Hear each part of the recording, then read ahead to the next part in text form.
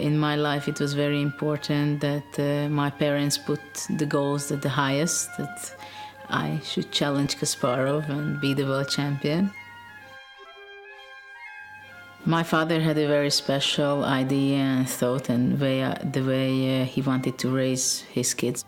He believed that it will be the best if we were homeschooled, but much more focusing on daily basis on playing chess. I have two sisters. Susan, the oldest, she's 7 years older than I am, and I have another sister, Sophia.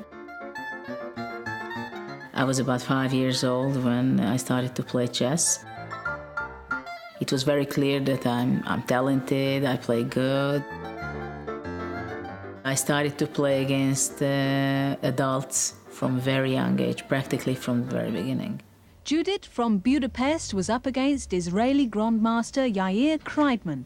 Needing just a draw to win the whole tournament, she easily took the title. I was the only girl player most of the time already in those competitions.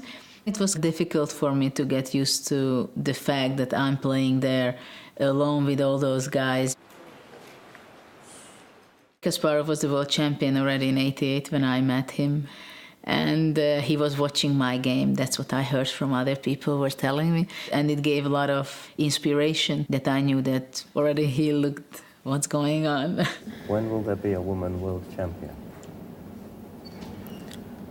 Well, maybe she's sitting next to me. I was training daily many hours and made a lot of efforts and everything in order that I get into the top elite between the male players.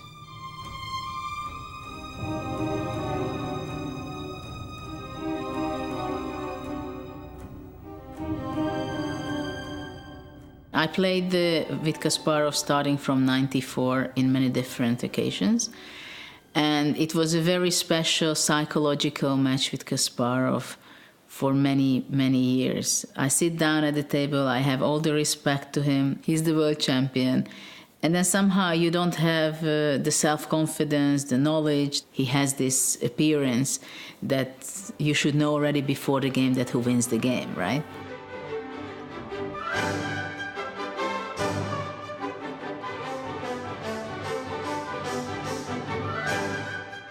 These arbiters start the clocks. It was Russia against rest of the world. I was part of the rest of the world team. Somehow he chose the very bad opening, I think. It was the Berlin defense, and I took my chances. I played a solid game, and he made a few mistakes, and I took advantage of them.